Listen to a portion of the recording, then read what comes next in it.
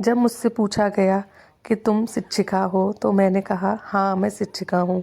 तो मेरा जवाब था सुंदर सुर सजाने का साज बनाती हूँ, सुंदर सुर सजाने को साज बनाती हूँ, नौसिखिए परिंदों को बाज बनाती हूँ। चुप सुनती हूँ शिकायतें सबकी, चुपचाप सुनती हूँ शिकायतें सबकी, तभी तो दुनिया बदलने की आवाज़ बनाती हूँ।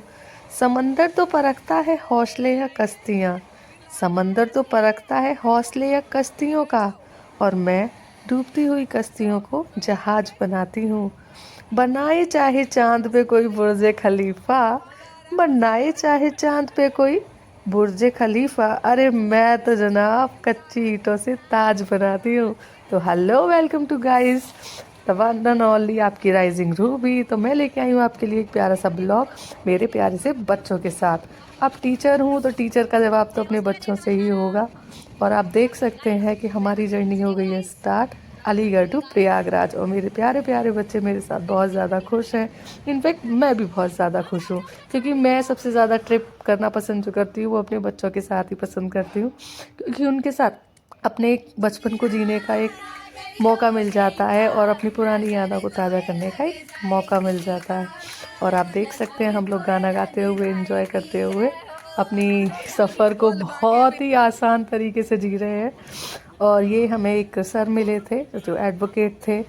जब इन्होंने हमें बच्चों को और हम सबको एंजॉय करते हुए सुना, हम लोग भजन गा रहे थे, तो ये हमारे पास आए, इन्होंने आवाज़ को सुना और आए, उन्होंने पूछा कि कैसे कैसे। हमने इन्हें बताया कि हम कला उत्सव के लिए स्टेट लेवल कंपटीशन में जा रहे हैं और हम एक गर्ल्स कॉलेज से हैं, और ये मेरी प्यारी प्यारी बच्ची हैं जिसमें पार्टिसिपेट करने जा रही हैं। फिर इन्होंने मेरे बच्चों को बहुत अच्छी अच्छी ज्ञान की बातें बताई, बच्चों से पूछा कि आपको कैसा लग रहा है, कैसे आपको अपने टीचर की बात सुननी चाहिए, कैसे नहीं। तो मतलब काफ़ी अच्छा फील हुआ मैं इनके साथ भी, और इनको भी बहुत अच्छा लगा क्योंकि इन्होंने हमारे बच्चों से बात की।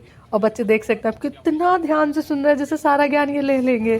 फाइनली हम लोग पहुंच गए थे प्रयागराज, और हमारी जर्नी हो गई थी यहाँ से स्टार्ट। अब प्रयागराज जाएं संगम न जाए ऐसा तो हो ही नहीं सकता, तो हमने ले लिया था एक ऑटो और सीधा हम पहुंचने वाले थे संगम। जी हाँ, वही संगम जहाँ पे लगा था सालों साल पहले एक कुंभ मेला। अभी 2024 में लगा था, और बहुत ही ज़्यादा उसके बारे में हमने सुना था कि संगम नहाना बहुत ज़रूरी है, लेकिन इतनी भीड़ में जाना वो हम लोगों को ज़रूरी नहीं लगा, इसलिए हम जा रहे हैं यहाँ शांति में। देखो संगम, गंगा जी तो वही है, अब कह लो संगम में नहाओ या फिर कुंभ के मेले में नहाओ या फिर अभी से नहाओ, तो हमारे लिए दोनों सेम था। और आप देख सकते हैं हम लोग गंगा घाट पे पहुंच चुके हैं, और बहुत ही सुंदर हमें यहाँ से नज़ारा लग रहा था।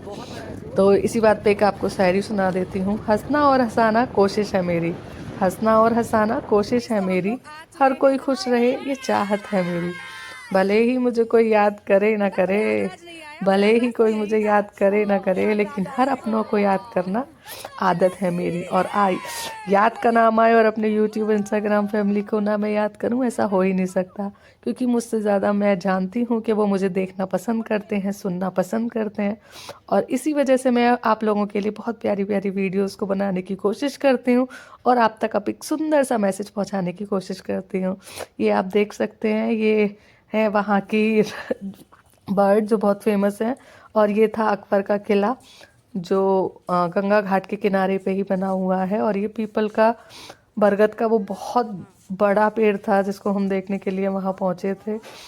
रात हो चुकी थी क्योंकि हम लोग सुबह के निकले हुए थे, और आप देख सकते हैं बहुत ही ज़्यादा सुंदर लग रहा था। उसके बाद हम लोग गए हनुमान जी के मंदिर जो कि प्रयागराज में बहुत ज़्यादा फेमस है, और प्रयागराज जाओ और उनके दर्शन ना करो तो अधूरा माना जाता है।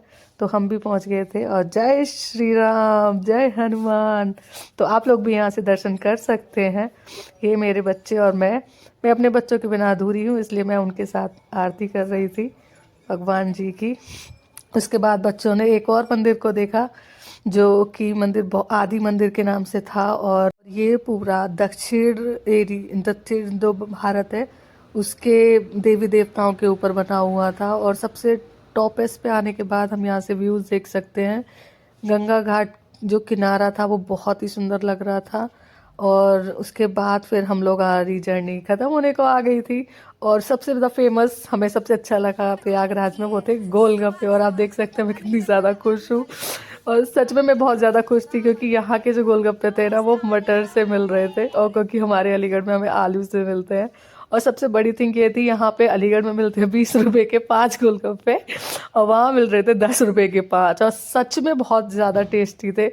तो ये हमने आते आते वक्त अपनी इस गोलगप्पे का आनंद लिया। आपके भी मुंह में पानी आ रहा होगा, इट्स ओके।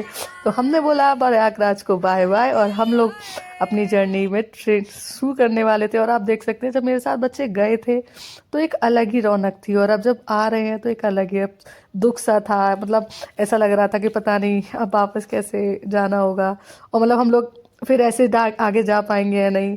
तभी मैंने उन बच्चों से कहा, ना कोई राह आसान चाहिए, ना कोई राह आसान चाहिए, ना ही हमें कोई पहचान चाहिए।